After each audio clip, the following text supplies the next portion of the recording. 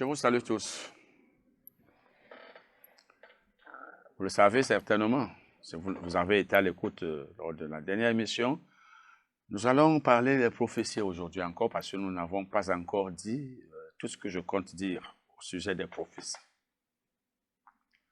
Nous étions en train de parler dernièrement des prophéties préparées et des prophéties instantanées.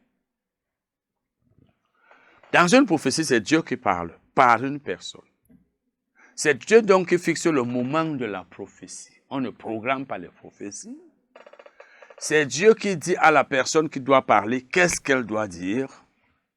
C'est lui qui choisit la manière par laquelle la personne doit parler. Par exemple, dans le cas des prophéties préparées, Dieu dit à la personne, va dire telle chose à telle personne.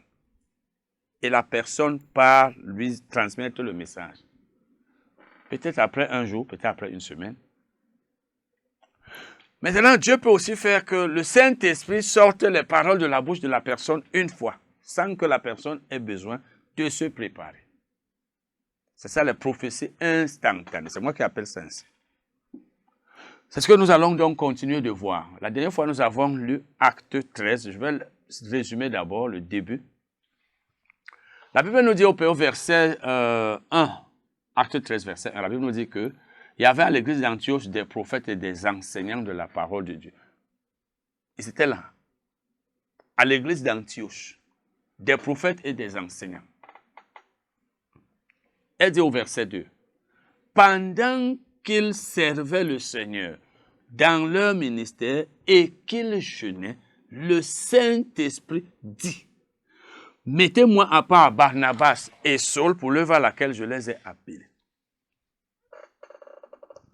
Pendant qu'ils servaient le Seigneur dans leur ministère et qu'ils jeûnaient. Le verbe traduit ici par servir dans le ministère, il est traduit aussi par c'est adorer. Donc, pendant qu'ils adoraient le Seigneur, le Saint-Esprit dit. Pendant qu'ils adoraient Dieu dans leur assemblée, le Saint-Esprit parla. Le Saint-Esprit parla. Le Saint-Esprit dit donc, mettez-moi à part.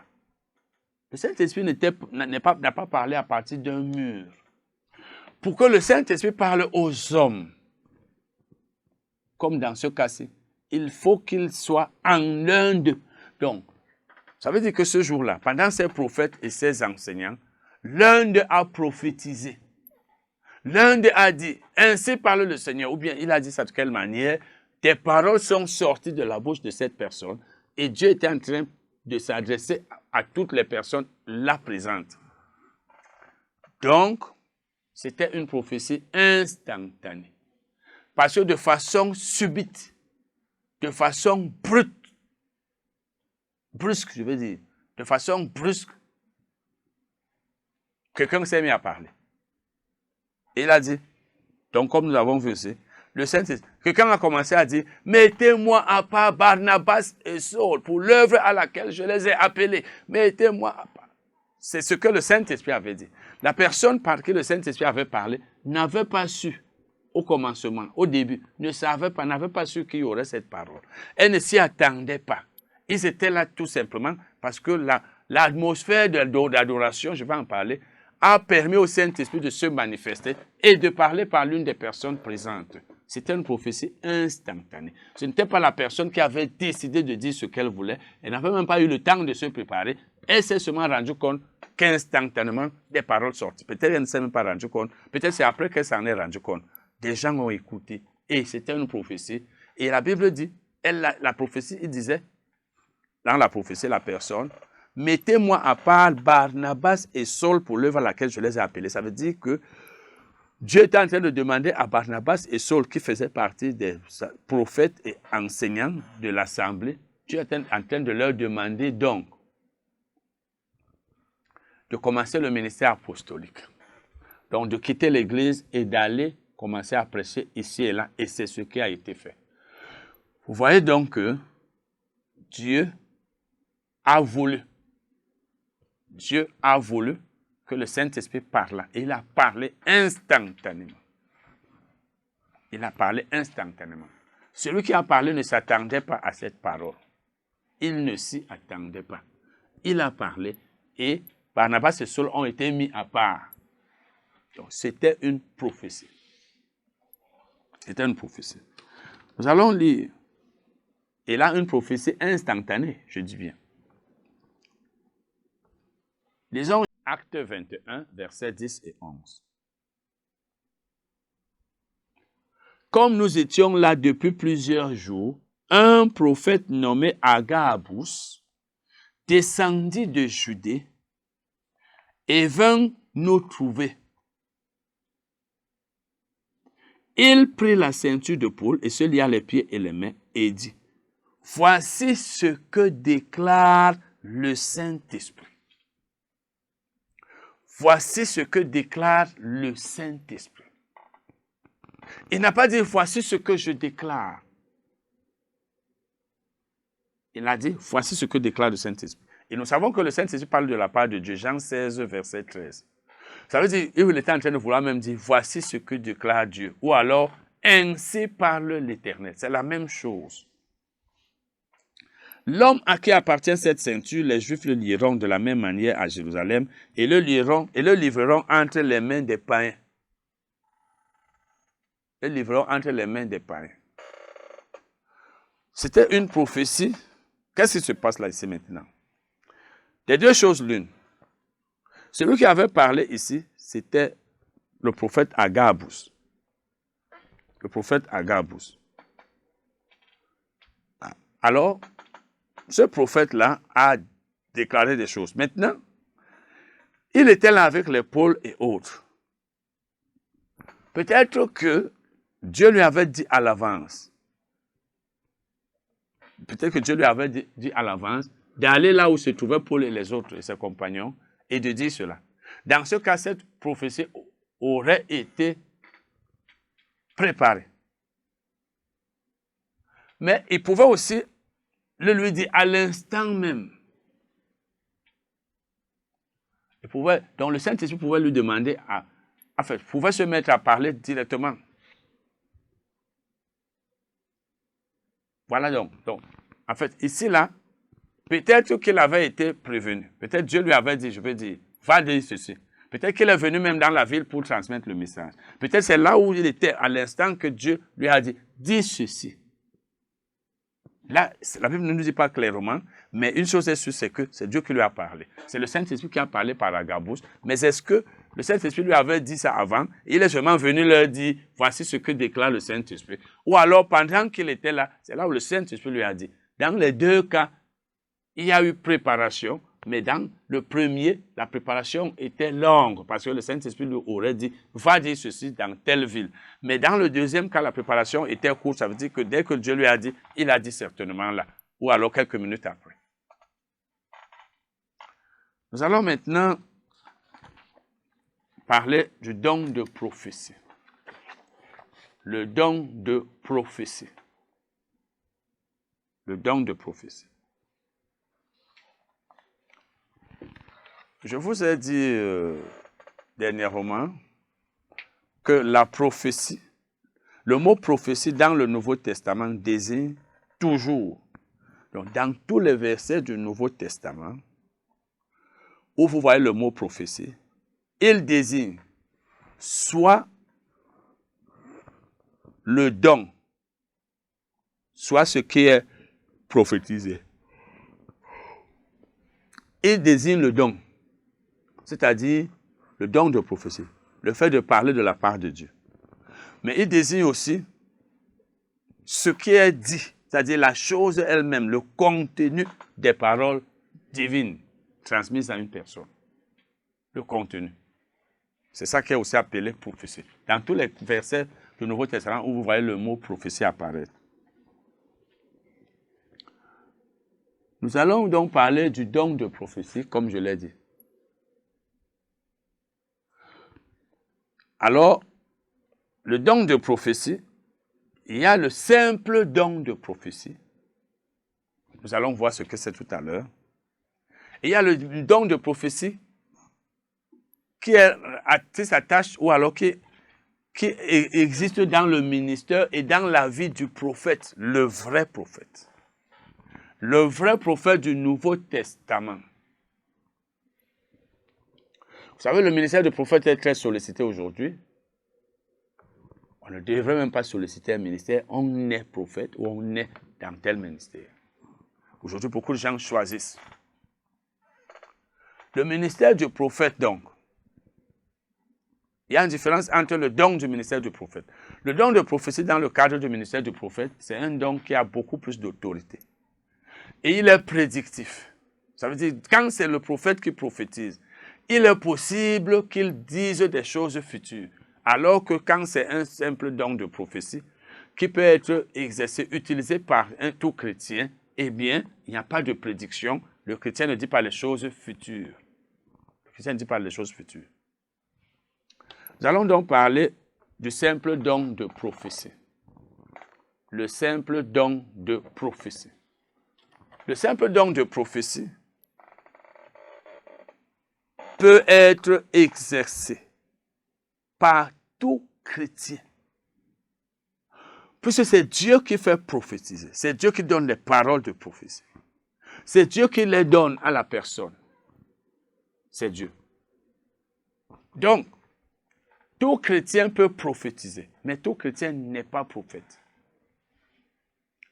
Tout chrétien peut prophétiser, mais tout chrétien n'est pas prophète. Tout chrétien n'est pas prophète. Nous pouvons être dans une assemblée, un chrétien prophétise, mais ça ne fait pas de ce chrétien-là un prophète. Lisons 1 Corinthiens 14, verset 3. 1 Corinthiens 14, verset 3. Celui qui prophétise, au contraire, parle aux hommes, les édifie, les exhorte, les console. Lorsqu'une personne, ça c'est le simple don de prophétie. Je dis bien que le simple don de prophétie, Dieu peut l'accorder à tout chrétien. À tout chrétien. Qu'il soit simple chrétien, enfin, quel qu'il soit. Celui qui prophétise, donc, au contraire, parle aux hommes. Donc, quand on prophétise, on est toujours en train de parler aux hommes. C'est ça la prophétie. Et la Bible dit qu'il les édifie. Il les exhorte, il les console. L'édification, c'est la promotion de la croissance spirituelle. Donc, dans la prophétie d'un simple croyant dans une assemblée, la prophétie en question peut être en train de faire grandir les croyants qui l'entendent. Donc, le but du simple don de prophétie, de l'exercice du simple don de prophétie, c'est d'édifier, de rendre mature, de faire grandir. Mais aussi, les exhorte, l'exhortation et les console.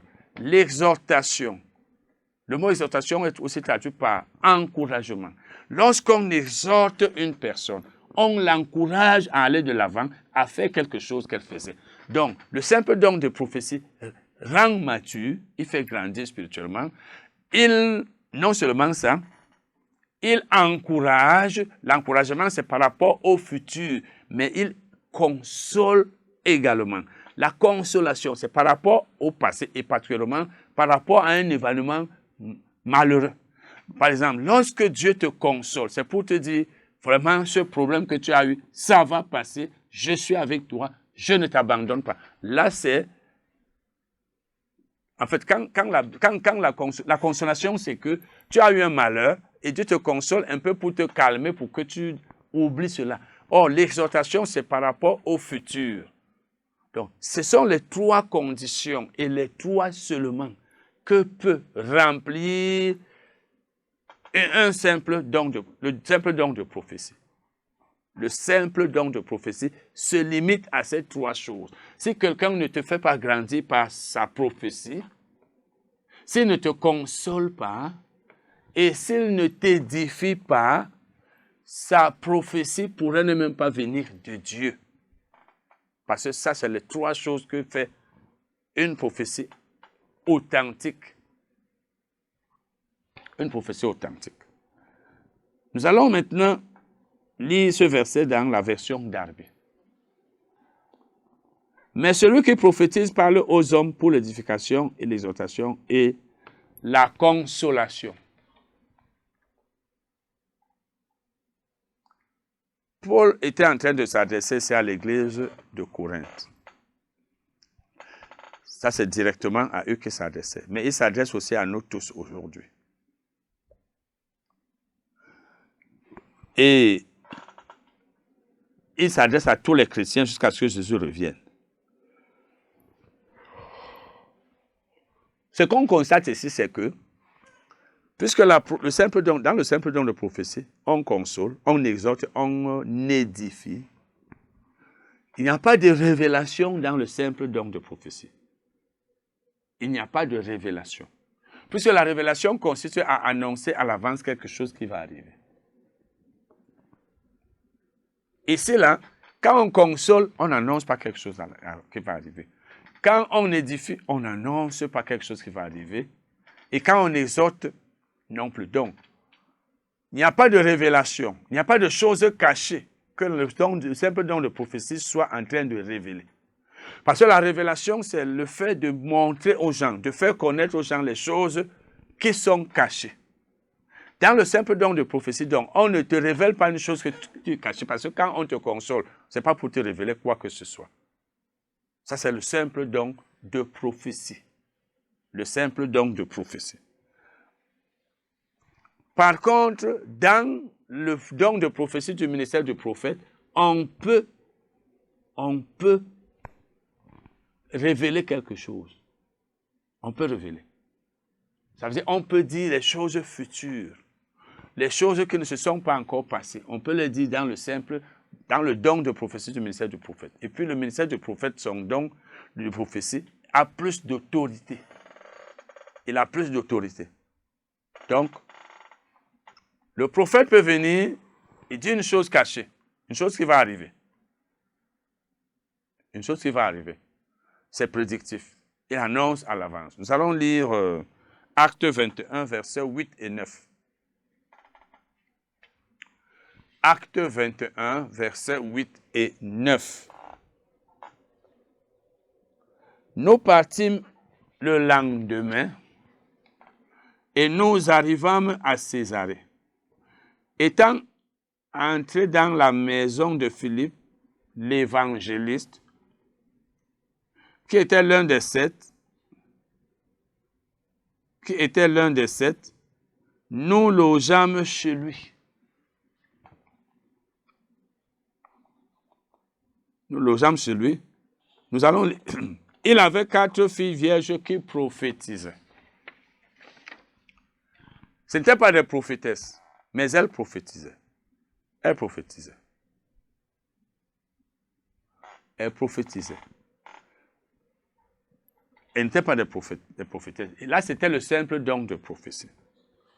Maintenant, ça c'est le don de prophétie, le simple don. Maintenant, nous allons voir comment le don de prophétie peut se manifester dans le ministère d'un prophète. Là-bas, il y a la révélation. Là-bas, il y a la révélation des choses passées, présentes ou futures. Donc, dans le don de prophétie du ministère du prophète, qui est d'abord, je l'ai dit, plus autorité, qui a plus d'autorité, et bien dans ce don de prophétie, on peut être en train de révéler une chose cachée, de prédire l'avenir. C'est ça la révélation. Acte 21, Acte 11, versets 27 et 28. Acte 11, versets 27 et 28.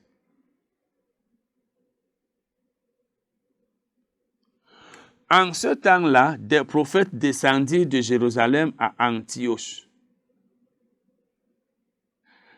L'un d'eux, nommé Agabus, se leva et annonça par l'Esprit qu'il y aurait une grande famine sur toute la terre. Elle arriva en effet sous Claude. Voilà donc un prophète qui était venu. Il avait annoncé quelque chose. Vous savez, les choses passées, Deutéronome 29, 29, les choses pas passées, les choses cachées sont à l'Éternel Dieu. Et les choses révélées sont aux hommes. Dieu connaît toutes choses, le passé, le présent, le futur. Il peut donc te révéler les choses passées, présentes ou futures. Dieu donc a révélé à Agabus qu'il y aurait une famine. Agabus ne pouvait pas le savoir de lui-même. C'est Dieu qui le lui a révélé. Il lui a donc dit maintenant, va prophétiser, va dire qu'il y aura une famine. Là, c'était une prophétie prédictive, parce qu'il était en train d'annoncer à l'avance des choses qui allaient arriver. Ce n'était pas le simple don de prophétie, parce qu'il était prédictif. Il y avait de la révélation dans cette prophétie. Par cette prophétie, ceux qui ont écouté ont su ce qui allait arriver. Or, dans le simple don de prophétie, il n'y a pas de révélation, il n'y a pas de prédiction. Ici, c'est prédictif parce qu'il a dit une chose qui devait arriver. Ça, ce n'est pas le simple don de prophétie. Donc, même si la Bible ne nous avait pas dit qu'Agabus était prophète, nous devrions savoir qu'il était prophète parce que seul dans le ministère du prophète, il y a la manifestation de ce don. Je veux dire, du don de prophétie ayant de la révélation en lui-même. Donc, Agabus avait donc prophétisé en annonçant ce qui allait arriver. C'était ça la prophétie. Je vais parler maintenant de l'accomplissement des prophéties. L'accomplissement des prophéties. En fait, je veux vous montrer que quand il y a une prophétie, elle s'accomplit toujours. La prophétie s'accomplit. Parce que Dieu sait toutes choses. Il sait toutes choses. Il sait que telle chose va arriver. Et il demande à quelqu'un de l'annoncer. Ésaïe 44, verset 26. Ésaïe 44, verset 26.